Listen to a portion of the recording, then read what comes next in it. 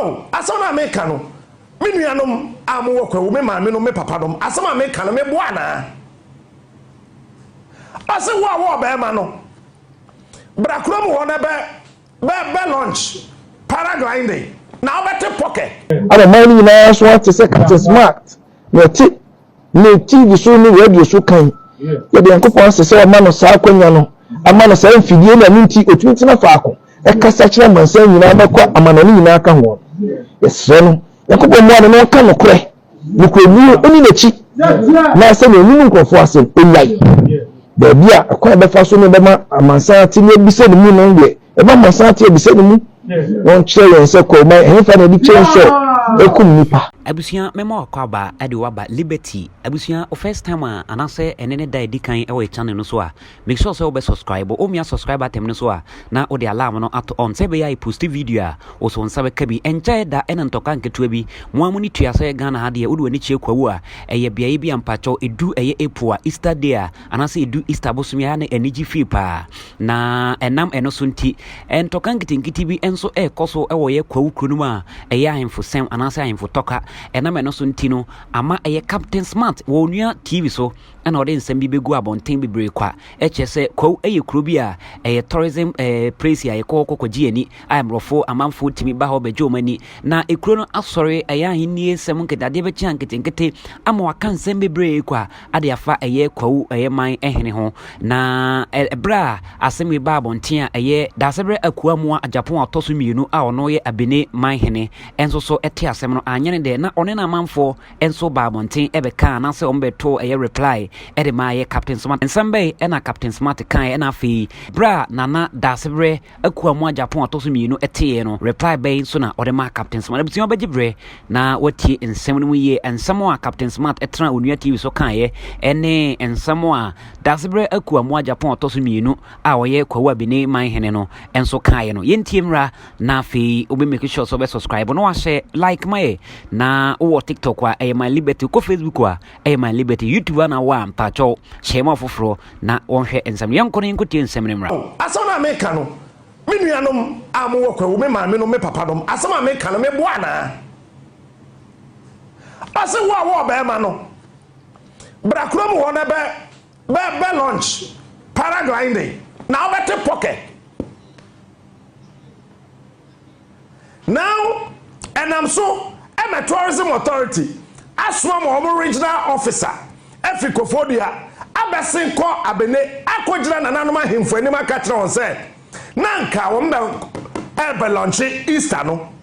A lunch paragliding no. Na mom bibi abebom to mu nyanye. Wo wote wo say, we ye Kwahu professional den. What was say? We are then. Wouldn't dear minim, won't say dear mate, who dear mehu. Me pacho Saturday and Anado, then I cross Oko. Jamie Passa Miss Serene say, over the years, Kwahu are very peaceful. Over the years, eti adekuna ama Kwahu eye bejebeja sese no. Yen hwere yen so ano Mabna una here political science na why development communication say ya me no ka say ya say ye tu atibie hene so say yen tu me na wo a wo si watu me no bra na beje ma himfie asama o maka chance o muntime ni mbodwa sa wo ohene otene krom wo ka chance wo muntime ni mbodwa e kire san. So what is happening at Kwahu? But you see Ghana no. You bet now was you know oh unja captain oh unja no.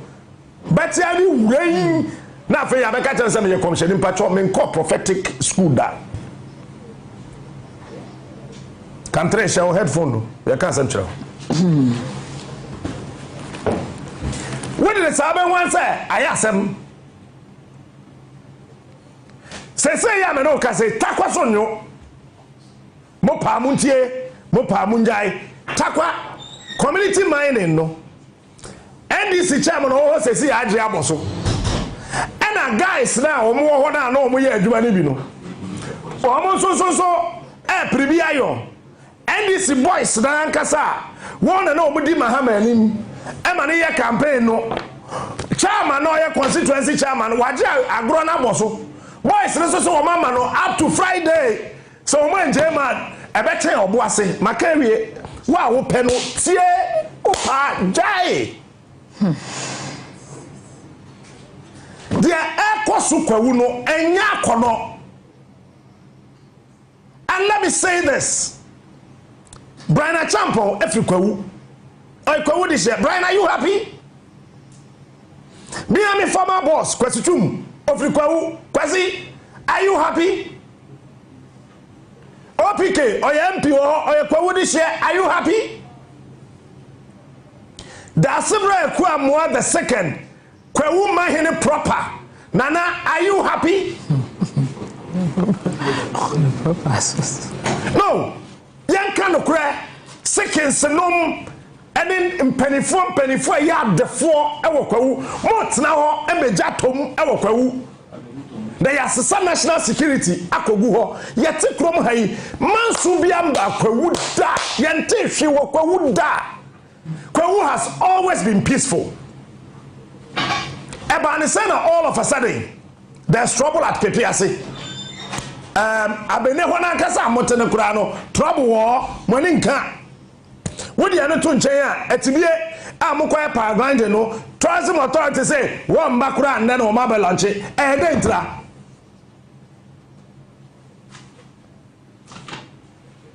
media meka no kura na kire wo your responsibility say wo betie wo peswa wuntie Esia ya Ghana ha nyina ba me de medanyame asese security operatives e Ghana ha eguso ye ho adwuma wo try bia so that they can contain the situation asana ye kan na obia nim say eya hensam across the Kwawu land who is causing that trouble. We love Kwawu, I love Kwawu. We like Kwawu, I like Kwawu.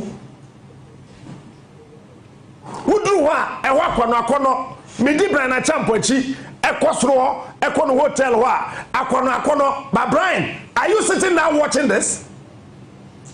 And I win movie. That's why Ekuonaba the second Kwawu mahine proper. What na wa hwe? And I win movie. They are all holding and what is so I am here says here no what now I and now win who be Esikafu a wo Ghana wo free Kwawu and penifo a wo Ghana ha wo free Kwawu mot na wa hwe and now win who be. We all know the truth ye na ye nim no kure no but obi ampeso beka me enter say Kwawu say oh no we will not sit down because ye think Ghana had that free tete koyo ho Kwawu obiye no what Kwawu ho asem da. Apart from what happened in 1958 obiye no eno podi ya minor.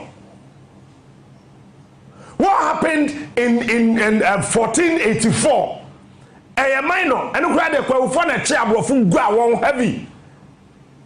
Because I said, "Oh, be think like her, be free Cape Coast, be to Kev ni musa. I could be a woman in it. Wa bene, wa better pocket. Answer na, sa o my in it say, abna tete pano. Sa my in it say winya abe na bonia. Ubedru ho no ni ho. Onchen kwa. And ye catch us a corner Kwawu, and Kwawu. And to Kwawu, a very beautiful place, very lovely space. They've enjoyed peace all this while. Kwawu mansu biya kohota yente sheda. Why the shasiye? Why the shasiye? Ba me de me nto aso maka akire wo. Me nka ncho se me nko Easter wo. Ba wo kwa hwe ho so ye me fantade bebre nko. Be then packing bags bebre nko wo hwa ha na ntimi a wo tam bag ketewa ba ko a wo na wa pe be afa because e honyo Mumbusa kwa umpenifo say date the tourism authority say and ne be launch no want me nye launch no wetibie adentra dem pa na wo hontra a wo muntimi nye say wo kwa esese atibie ehene otenem na wo launch yes obi so say wontimi ne mbodwa ono so say wo a wo si kro ne o de anebra enti wo na beko. Why are we doing this to ourselves as people? Why? I mean, why? Obey yetim kama. BBNC ye. Dem pa na nkrofo bi ji wo kwawu for. Nipa bi sha se dem pa na mo hwehwe wo kwawu for. Kwawu adwo fritete. Apart from 1482, a mo chi abrofu gua won, BBN we si kwawu da. Ba me de me kan opa no wafa opa no watie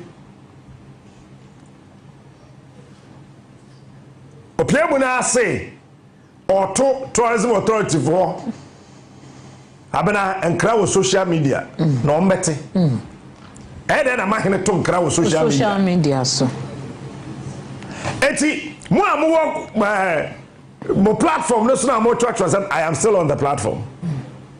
Mo church was no here and yet they are watching here. Come together, let's reason.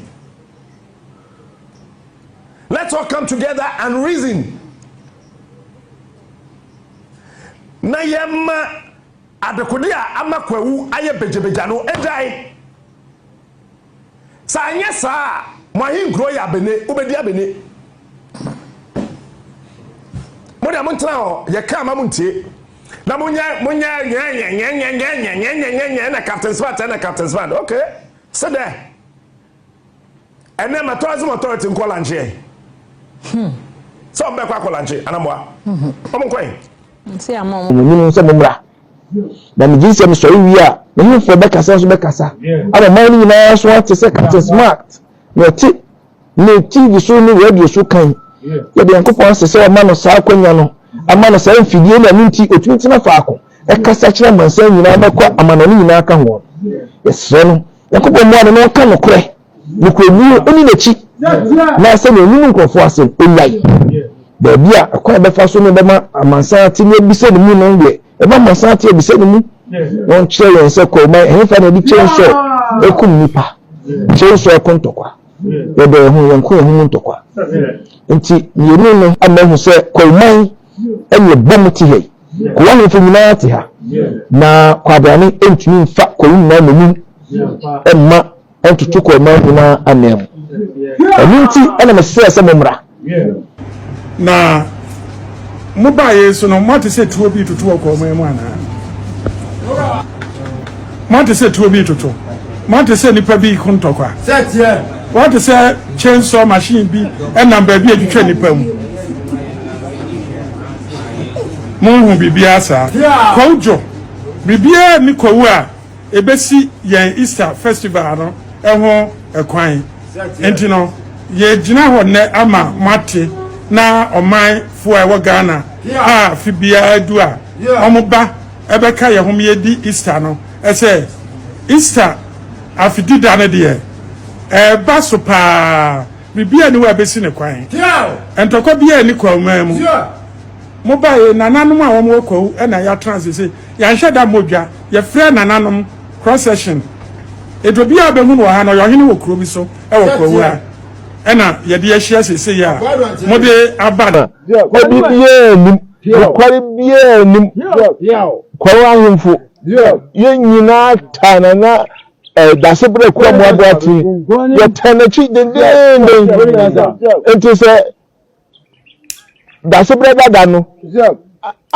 onam no otro na nkofo di nachi no ye sane ma no a kwa ahemfo obia menyini se obenya nipa mienu on be di nachi enti yɛsrɛ mo ntie saa nsɛmsɛm na ehu na yɛyi mu no sɛ biara wayɛ wadwen waplan sɛ Easter yi woba bɛdi wo ma ada a wate sɛ Easter du a yɛsi kɔwu no bra na wobɛkɔwu a woba bɛgye w'ani obi ka sɛ ntɔkwa wɔ kɔwu a ɛnyɛ nokware obi ka sɛ yɛkyiri yɛn ho awe wɔ ha ɛnyɛ nokware asomdwe ne yɛteɛ nananom biara yɛnim biribiara sɛ Easter no a yɛba no yɛkɔtwitwe so baabi na yɛde yɛkɔtwitwa nipa saa sɛ no koraa na sɛbi menyansa sɛ no ne sɛ yɛkyɛnhyɛ ne kum nipa ɛne yɛde ko ntɔkwa na ho keka saa na ɛho kɔi ha no ɛho fa no yɛ ko ntɔkwa koraa mate sɛ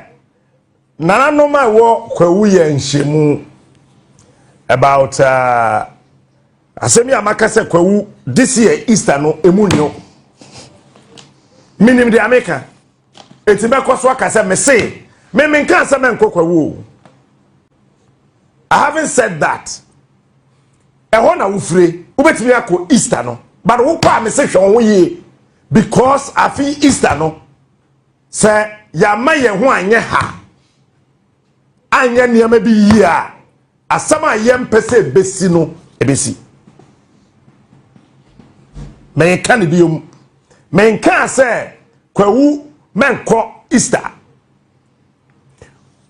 de me ka kyerɛ ne sɛ wo sa asate sɛ de wo sa brasman no soroku wo sa no wahwewachi no wahwewani wahwewachi no wahwewanim wo hwɛ na ɛnyɛ yi a twon ho cause sanya sana do nsa fa pampam na hu moja wa wutirim na apai minnim de America now kwawu Easter bia ni wa asama ba ho over the years asam si kwawu efi mra ye wo me am nyini ye bebedu samfie yi a meda TV so yi menti se kwawu trouble asi hoda ma ye kwawu eti se na me ka cho asem bi wo ho a dwenwu mienu me hyew se fade America no wo betimi afa wo betimi agyae but papa na ye se ona ye mahini sese no papa na ye se ona ye mahini sese no wa ye mhyemu oye press conference no na some o kan ne say tourism authority tourism board what trust akrata we no waka ho no compile ye no ade ama kwawu international paragliding ewo atibie sese no omahina no muton say tourism authority for organizing this year kwawu festival na wo mon kan kire no na oto wo mon kra wo social media. I have the video here at the right time. I'll play it for you. Tourism authority so say ka ene sese wo mon call lunch Easter no watibie atibie hine se wo boa wo bema no tisi kromo me boa na no asona America no me nuanom amwo kwawu me ma me no me papa dom asoma America no me boa na ase wo bema no bra kromo ho na be launch paragliding na obete pocket. Now, and I'm a tourism authority. As one original officer, Ekuonaba, abesin ko abene, akwegyina nananoma hemfo anima ka kyerɛ on say, nanka wo mbe launch Easter no, a launch paragliding no, na emom bibi abebom to mu nyanye. Wo wote wo say, wo ye kwawu professional den. Wote wo say, wo ye den. Wonnim dia minim wonte dia mate unhu dia mahu me pa cho Saturday na anajo then e course okwawu je me pesa me sere ne say over the years kwawu are very peaceful over the years enti adekuna ama kwawu eye bejebeja sese no yen hwere yen so ano Mamina, when I hear political science, now I hear development communication. Say, ya me no say. Yes, say, ye two at the so say, yen two me. Now, what was it to me no bra, never jam a himfi. As some of my catchers are to be in Moja. Somewhere or Henny or Tinny Krum, what catchers are to be in Moja, exercising. So what is happening at Kwahu? But you see, Ghana, no. You bet now, sir, you know, oh, Unjai Captain, oh, Unjano. But you have rain. Now, for you, I can't some of your commission in Patrol, call prophetic school that. Can trace your headphone, you can't central. What did the Saban one say? I asked him.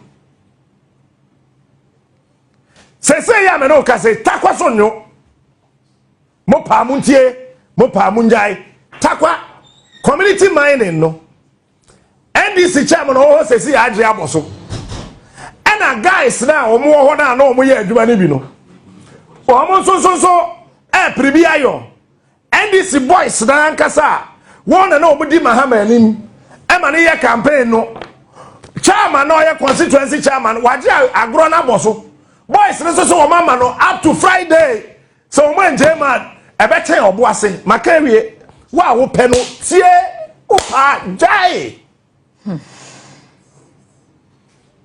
dia ekosu kwawu no enya akono. And let me say this, Brian Achampong every kwawu oi kwawu this year. Brian, are you happy? Me and my former boss Kwesitum every kwawu. Kwesi, are you happy? OPK, MP, or Kwawu this year, are you happy? The Asibra Ekuonaba the second, Kwawu Mahine proper. Nana, are you happy? No, young kind of cry, second senum, and then penny four yard the four, our Kwawu, Mot now, and Bejatum, our Kwawu. Na ya sesa national security akogu ho yete krom hayi mansu biamba kwawu da yente hwe wo kwawu da. Kwawu has always been peaceful.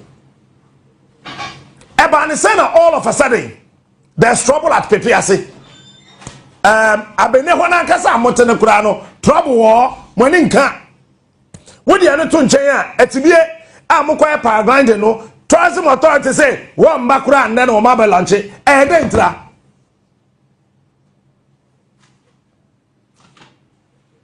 Media mekano kuranda chrewo. And your responsibility say wo betie. Wo peswa wuntie. Esia ye Ghana ha nyina. Ba media medanyame asese. Security operatives wo Ghana ha. Eguso ye ho adwuma. Wo try bia so that they can contain the situation. Asamna yekani na obia nimse eya hensam across the Kwawu land. Who is causing that trouble? We love Kwawu. I love Kwawu. We like Kwawu. I like Kwawu. Udru ha ewa akono medi Brian Achampong echi ekosro ekono hotel ho akono. But Brian, are you sitting now watching this? Ana wuni movie. That's why Ekuonaba the second Kwawu Mahine proper. What na washe? Ana wuni movie. They are all holding the water so I am Mahine says here no. What na washe? Ana wuni movie. Esikafu a wo Ghana wo free Kwawu. Empenifu a wo Ghana ha wo free Kwawu. What na washe? Ana wuni movie. We all know the truth. Ye ina ye nimu no kure no, but obi ampeso beka. Me enter say Kwawu say oh no, we will not sit down. Because yet Ghana had that free tete. Koyo ho. Kwawu obi ene wa wate Kwawu ho asem da. Apart from what happened in 1958. Obi ene eno podi ya minor. what happened in 1484 minor and cry the Kwahu na che abrofo gua won heavy because answer na obe fin kran ha be free Cape Coast beto to cave ni musa akodu baby Kwahu man hene che wa bene wa beto pocket answer na sa o man hene che se abra tete pa no sa man hene che se wunya ba ye ne bone a ubedru ho no ni ho Onchen kwa. And you catch us a corner Kwahu and Kwahu. And to Kwahu, a very beautiful place, very lovely space. They've enjoyed peace all this while. Kwahu, Mansubia, Kohota, Yente Sheda. Why in the chassis? Why in the chassis? But maybe they meant to assume. Maka kyerɛ men kan kyerɛ sɛ men kɔ Easter wo ba wo kɔ ahwɛ ho so ye men fantade bebre nkɔ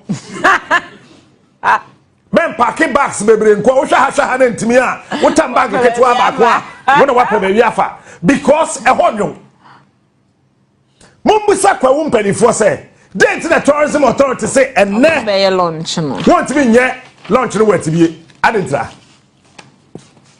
dem pa na wo hontra a wo muntimi nye se wo kwa se atibie ehene otenem na wo lunch yes obi so se wontimi ne modwa ono so se wo a wo si kuro ne o de bra enti wo na beko. Why are we doing this to ourselves as people? Why? I mean, why? Omei yetim kama BBNC ye dem pa na nkrofo bi gi wo Kwahu for nipa bi sha se dem pa na mo hwehwe wo Kwahu for